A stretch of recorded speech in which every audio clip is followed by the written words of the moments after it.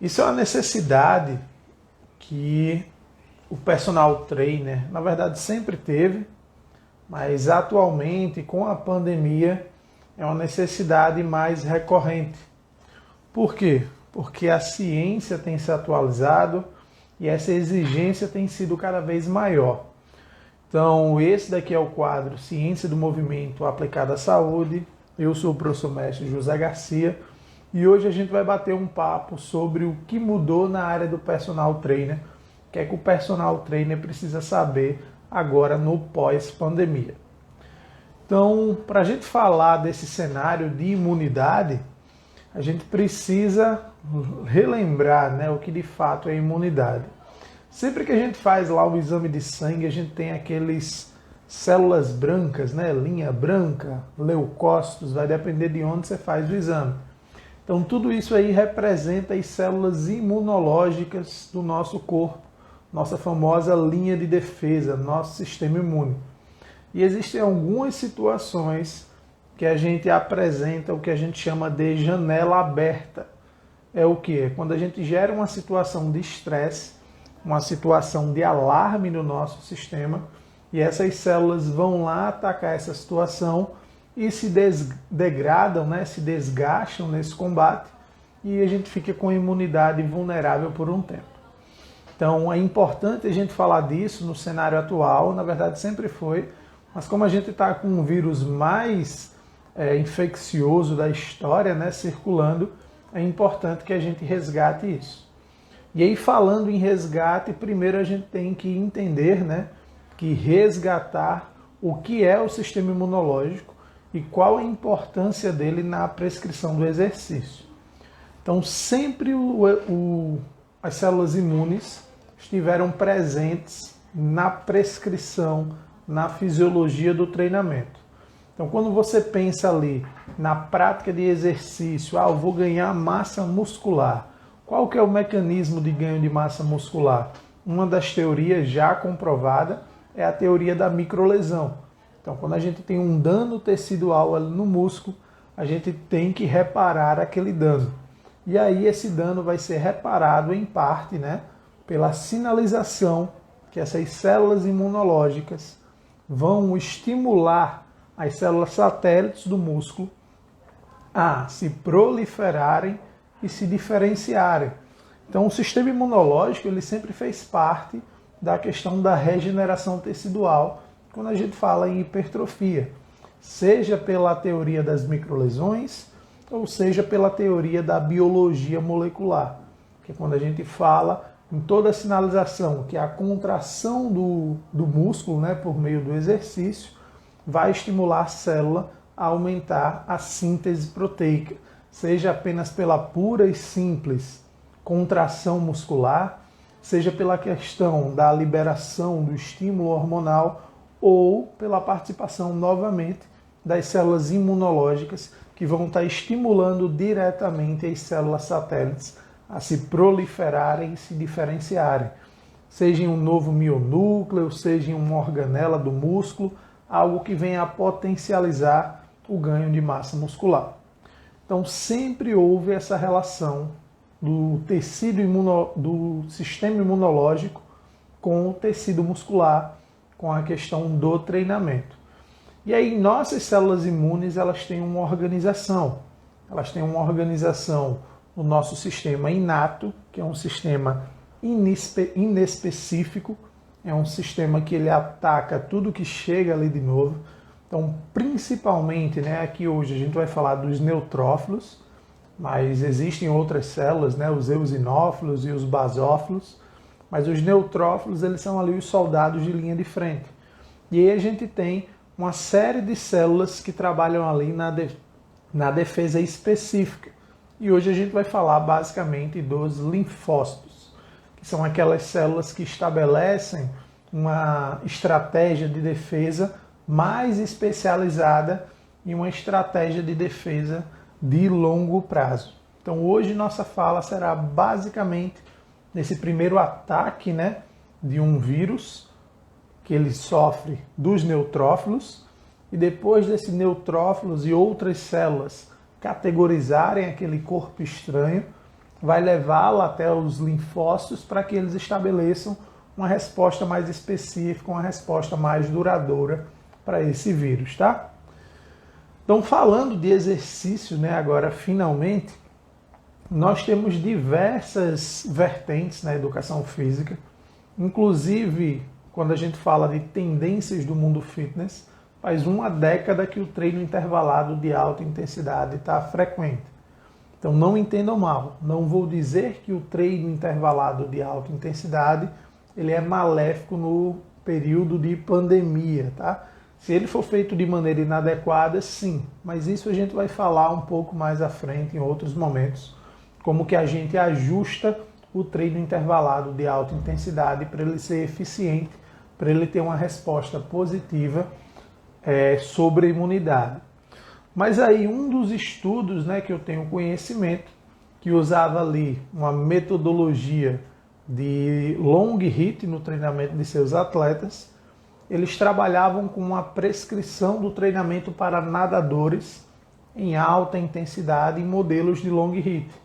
E aí uma coisa que foi identificada foi que após 4 meses de intervenção, esses atletas eles passaram a ter aí uma vulnerabilidade maior a infecções e quando avaliada foi identificado que no período de 2 horas após o treinamento a imunidade deles estava mais baixa, sendo que no período de 24 horas após isso já tinha voltado ao normal.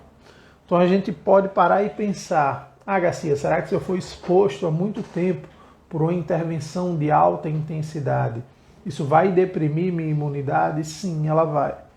Mas a gente não pode pensar pura e simplesmente em errar por muito tempo, porque já sabe-se há um bom tempo, né, que o pesquisador David Niemann ele investigou qual o impacto sobre a imunidade de um esforço com 30 segundos de duração, agora um esforço máximo, né, em alta intensidade. E ele identificou que apenas um esforço máximo de alta intensidade é capaz de reduzir os leucócitos totais, ou seja, toda a população de células brancas do nosso organismo, também os neutrófilos, que são a primeira linha, né, de defesa que a gente falou, e bem como os linfócitos também podem ser prejudicados por um intervalo de até 1 hora após o exercício. E quando eu falo exercício, são apenas 30 segundos de exercício feito de maneira inadequada. Então você, profissional de educação física, é importante que você saiba dosar qual será a intensidade do exercício do teu cliente. Saca aquele negócio de dar um sprint máximo aí na esteira? Em que intensidade? Dá um sprint, depois recupera. Ou então, qual a carga que tu pega? Vai lá, mais uma, mais uma, mais uma. Esse lance de mais uma vai sempre até a falha na musculação, além de não ser necessário. Não estou dizendo que é ineficaz, mas será se você também planejar isso de maneira inadequada. E a gente pode conversar sobre isso depois. Mas não dosar o esforço do teu cliente, se você fizer isso de maneira inadequada, se você der azar, você pode sim deprimir a imunidade do teu cliente por até 1 hora.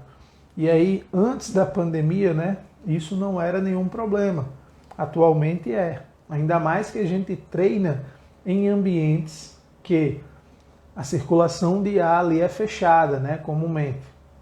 Então, quando a gente pensa no ambiente que a maioria das academias aí oferece, né, para o treinamento, a gente tem um ambiente de circulação de ar fechada, onde o vírus atual, né, que é o coronavírus, o SARS-CoV-2, ele circula de uma maneira mais facilitada, né? Ainda mais que a gente está em um momento de liberação social ali de máscaras, né? Nada contra isso, né? É vital, a gente precisa ter esse afrouxamento, até para as questões comerciais e tudo mais, mas a gente precisa ter responsabilidade, principalmente na nossa conduta, né? E o assunto aqui é apenas isso, na nossa conduta como profissionais de saúde, profissionais que prescrevem o exercício. Então a gente tem que fazer isso com muita cautela. Professor, mas por que é tão complicado, é tão ruim diminuir essas células principalmente os neutrófilos, né, que são a primeira linha. Não é uma célula inespecífica, mas quando um vírus ele chega no nosso organismo e a gente não tem essa primeira barreira, a infecção é muito mais potencializada, é muito mais danosa. Então, por isso é tão importante que a gente pense como o exercício pode estar vindo a contribuir. Então, Garcia, como que o exercício pode contribuir? Nós já temos diversas evidências de que o exercício ele pode aumentar em até 50% a resposta de vacinas. Então, outras vacinas, né, que não a da coronavírus, já era comprovado cientificamente, aí, inclusive por estudos recentes de atualização do ano passado, 2021, que o exercício potencializa sua resposta em até 50%. HC, então se não melhora a eficiência da vacina atual, eu não quero nem saber. Aí que você se engana. Ser ativo fisicamente, praticar exercício regular, melhora sim a resposta da vacina. Melhora em média em 40% a resposta da vacina. Então a vacina, a taxa de soroconversão da Coronavac, né, que é o estudo que a gente tem de fase 4, comparando em pessoas imunossuprimidas e pessoas saudáveis, a resposta da vacina para pessoas fisicamente ativas e sedentárias. Então, para pessoas sedentárias, há uma taxa de soroconversão ótima, né? A vacina é segura, a vacina atinge o seu objetivo, mas para pessoas que são fisicamente ativas, a vacina é melhorada, né, sua eficiência, em 40%. E hoje em dia a gente já sabe que a vacina ela é eficiente para todos os grupos, idosos, entre gêneros, para pessoas imunossuprimidas. Mas quer que eu diga a vocês a importância, outra importância, né, do exercício nesse período? Existe uma população que a resposta da vacina ela é diminuída. É a população de obesos. Então, o cenário de obesidade a gente já sabe, a gente já viu na mídia científica, que os indivíduos obesos eles estão mais propensos a desfechos negativos por infecção da Covid-19. E a vacina também ela acaba sendo menos eficiente nesta população. Então tem um estudo publicado pela USP que comprova isso. E nesse momento, né, a gente vê a importância de um estilo de vida saudável para combater de fato a Covid-19, com o impacto, né, com o benefício do exercício físico, que a gente vai ter aí um potencial agente para melhorar a resposta da vacina e para impedir uma situação, né, uma doença que hoje em dia é caracterizada como uma doença, que é a obesidade, de estar atrapalhando esse cenário todo ali da resposta positiva da vacina. Ah, Garcia, mas e pessoas mais idosas? Certeza, eu já li em tanto canto que isso daí é um risco, né? De fato, é a população mais vulnerável no cenário de hoje em dia. Mas também já existe estudos comprovando que pessoas mais velhas, quando ativas fisicamente, elas apresentam leucócitos, células imunológicas de linhagem branca, né? Células de defesa, mais eficientes do que jovens sedentários. Então, pessoas mais velhas que porventura tenham sido infectadas, elas apresentam desfechos para a infecção, né, menos danosos, menos graves, desde que elas sejam fisicamente ativas. E já tem estudo desde o início da pandemia mostrando que pessoas com uma alta aptidão cardiorrespiratória tendem a ter desfechos menos graves, tendem a ter menos chances de internação numa situação de infecção. Então o exercício desde sempre se fez necessário, mesmo quando ainda não havia sido implementada em circulação as vacinas. Tem um estudo aí que foi publicado em 2020, antes mesmo aí de começarem a circular as vacinas, que mostravam que pessoas fisicamente ativas elas tinham 34% menos de chance de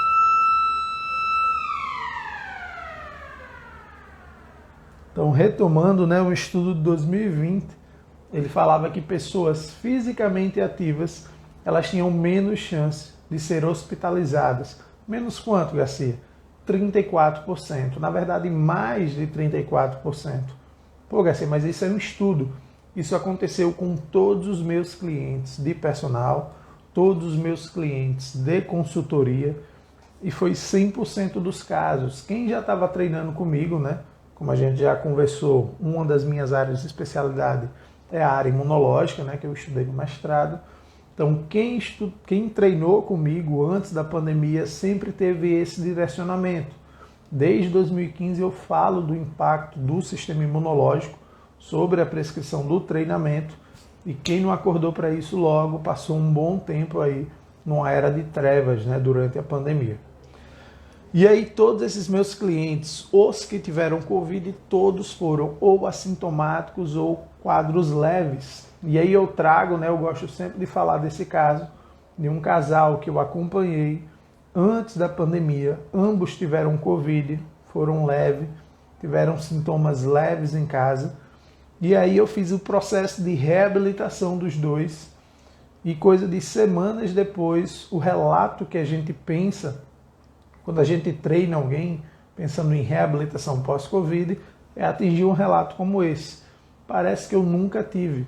Por quê? Porque a gente tem evidências hoje em dia que as sequelas do Covid, né, sequelas cardiovasculares, sequelas metabólicas, sequelas neurológicas e sequelas funcionais associadas ao sistema nervoso, sistema muscular e sistema articular, elas podem perdurar por mais de um ano. E isso é o que tem acontecido, né?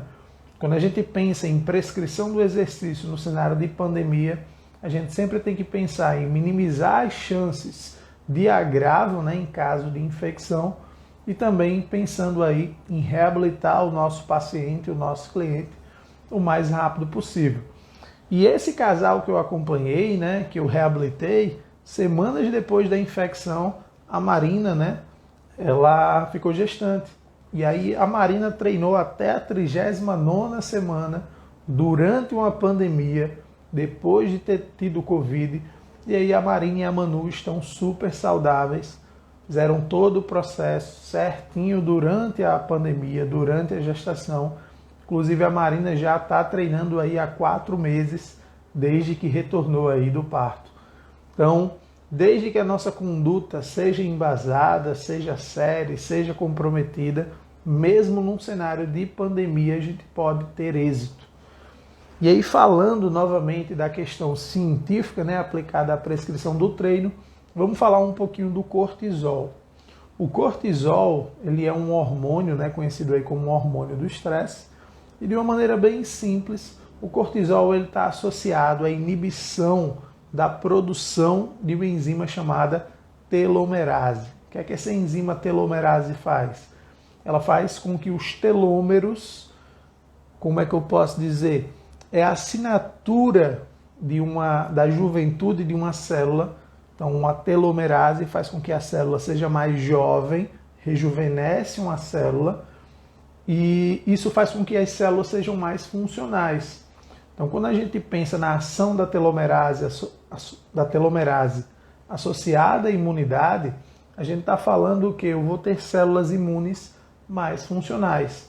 E a produção de cortisol, ela impede isso. Garcia, mas por que você está falando de cortisol? Porque o treinamento, quando ele é mal aplicado, ele aumenta bastante a produção de cortisol. E essa produção de cortisol, quando má dosada, ela está associada a grandes concentrações de lactato. Quando a gente faz um exercício com a característica extremamente, né, muito mais fortemente para o estresse metabólico, de maneira recorrente, com a dose não calculada, com intervalos de recuperação inadequados, a gente acumula muito lactato.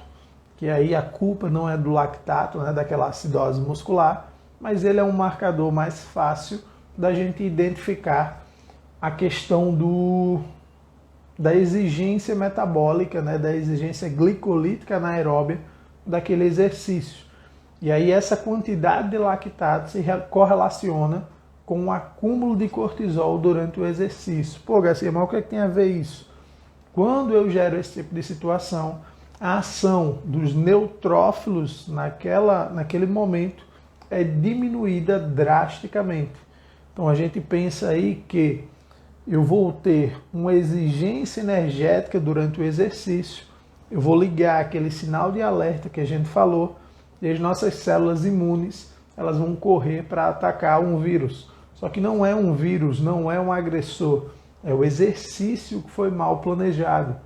E aí tem estudos mostrando a taxa de adoecimento por infecção do trato respiratório superior em atletas de triatlon, né? Só que a gente pensa assim, atletas de triatlon são pessoas que fazem volumes altíssimos, né? Que tem uma demanda energética muito grande, fato. Então esse estudo acompanha atletas de elite de triatlon, atletas recreacionais de triatlon e a galera do grupo controle, a galera que não faz nada. E aí o que é que esse estudo mostra? Esse estudo mostra que o pessoal do triatlon de elite são um grupo que de fato adoece mais, são um grupo que de fato apresentam a maior sintomatologia relacionada à infecção do trato respiratório superior, que não é questão específica, né, da Covid, mas é o primeiro sistema que ela afeta. Então eu treinar com altas demandas energéticas, um alto consumo energético, faz com que eu tenha uma maior taxa de adoecimento. Por quê? Porque o sistema imunológico ele consome muita energia. Então se a gente tem um estresse, se a gente tem uma sobrecarga muito grande na via glicolítica anaeróbia, que é a via que quando as células imunes estão atuando na defesa, elas utilizam, a gente não vai ter o combustível necessário para que o sistema imunológico estabeleça uma linha de defesa. Então, quando a gente pensa entre treinar muito com uma alta intensidade, um alto volume, parâmetros fora de controle e não fazer nada, neste momento o exercício pode se tornar uma coisa danosa. Putz, o profissional de educação física falando que o exercício pode ser ruim? Sim, o exercício nem sempre ele é seguro. Porque se ele não for controlado, é a mesma coisa de você dizer assim, eu estou com dor de cabeça, eu vou tomar 2 cartelas, 20 comprimidos para passar essa dor de cabeça logo. Não é assim, vai ter uma ação tóxica no teu organismo. Então existe uma dose correta para você treinar. Sempre existiu, só que hoje isso é mais necessário para o profissional de educação física, né, para o personal trainer. Então quando a gente pensa entre fazer muito esforço em alta intensidade, em alto volume e de maneira não planejada, esse exercício vai ser mais danoso do que não fazer nada. Mas se você treinar numa intensidade correta, com um controle de carga, com um controle de volume, e como a gente já falou em outro momento, dosando inclusive a frequência semanal de treino para o nível de treinamento do teu cliente, aí sim você vai ter um efeito benéfico, uma redução da taxa de adoecimento, e aí sim o exercício vai ser melhor do que não fazer nada, e vai gerar todas as respostas positivas que a gente está falando aqui. Melhora da imunidade, redução do risco de hospitalização e de agravamento aí, em caso de infecção por Covid, e potencialização da resposta das vacinas específicas para essa doença. Beleza? E aí tem um ponto, né, muito polêmico que eu falo desde junho de 2020. Desde junho de 2020, quem me conhece, quem faz meus cursos aqui no Rio Grande do Norte, sabe que eu já falava de reinfecção. A possibilidade de reinfecção para a Covid era real. Por quê? Porque a gente já tinha outros coronavírus circulando pelo mundo e a gente já sabia que a taxa, né, de sobrevida dos anticorpos de outros coronavírus, elas decaíam muito rapidamente. Então eu já ficava ali, putz, então será que a Covid-19, que o SARS-CoV-2 vai ter reinfecção? E pouco tempo depois foi confirmado aí os primeiros casos de reinfecção no mundo. E aí quando a gente estuda, né, nós temos alguns estudos que divergem um pouquinho, mas quando a gente investiga a questão de anticorpos da Covid, a gente tem estudo que diz que os anticorpos têm uma meia-vida aí de 4 a 5 meses, e a gente tem outros estudos um pouco mais específicos dizendo que esses anticorpos eles decaem rapidamente no intervalo aí de 3 meses. E a gente se pergunta, putz, então questão de vacinação, só que a resposta imunológica da gente não é só em cima de anticorpos. Lembrem lá dos linfócitos que a gente falou lá atrás. Eles têm uma resposta mais específica. Então os linfócitos eles produzem os anticorpos, mas eles também produzem a questão que a gente chama de imunidade celular. Os linfócitos T, eles são muito específicos na destruição de vírus que eles já reconhecem. Então, quando a gente fala de linfócitos T, eu não poderia deixar de mencionar, né, o meu estudo publicado em 2019, que a gente utilizou o treinamento de força para pessoas imunossuprimidas, objetivando aí o aumento dos linfócitos T. E aí nesse estudo que a gente dosou muito bem a intensidade, que a gente dosou muito bem o volume de treinamento, a gente conseguiu respostas como emagrecimento, como ganho de força, ganho de massa muscular e o aumento exponencial dos linfócitos TCD4, que passaram aí a ter uma resposta mais específica e mais funcional. Mas Garcia, por que tu está falando aí de linfócitos TCD4?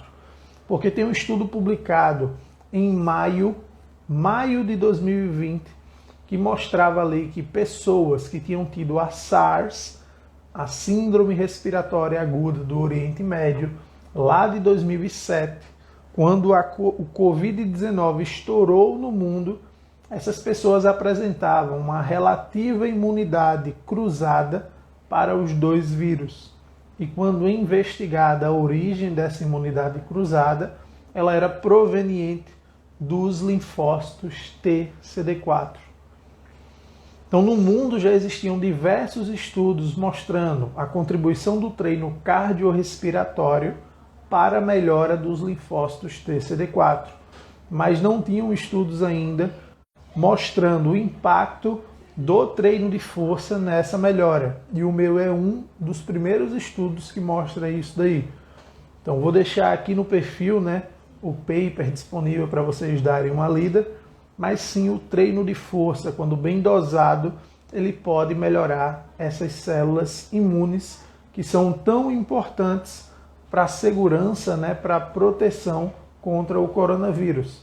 E é importante a gente falar de treino de força, melhorando isso daí, né, essa resposta, porque o treino de força também é a modalidade de treinamento, treino cardiorrespiratório também produz, mas o treino de força é a modalidade de treinamento que mais produz o hormônio chamado irisina. Garcia, irisina, nunca ouvi falar. A irisina é uma miocina, né? Uma citocina produzida pelo músculo, hoje em dia já estão chamando de exercina, que um dos papéis dela, diante do cenário de pandemia, é o de frear a reprodução viral em células humanas. Então, quando a gente dosa muito bem o trabalho, a gente melhora a resposta imune inata, a gente melhora a resposta imune específica, a gente diminui as chances de complicações e hospitalizações, a gente melhora a resposta das vacinas e a gente freia a proliferação do vírus em células humanas com a produção da irisina. Então, personal, já passou do tempo. Você precisa sim começar a entender de imunidade para prescrever no período de pandemia. E se vocês notarem, eu não estou falando aqui de reabilitação. Estou falando da proteção do teu cliente, seja de emagrecimento, seja de ganho de massa muscular, para que você tenha um resultado exponencial, para que teu cliente não adoeça e, se adoecer, que ele consiga voltar à vida normal, né, às atividades de vida diária, o mais rápido possível. Isso vai ser excelente para ele e isso vai ser muito bom para você também. Então, muito obrigado, pessoal, por esse bate-papo agora no horário do almoço. A gente se vê na nossa próxima live e eu acho que a gente vai bater um papo aí sobre gestantes, né? Um tema que eu gosto tanto e logo mais eu vou estar divulgando para vocês aqui no perfil qual vai ser nosso tema específico sobre exercício e gestantes. Então a gente se vê, galera. Valeu!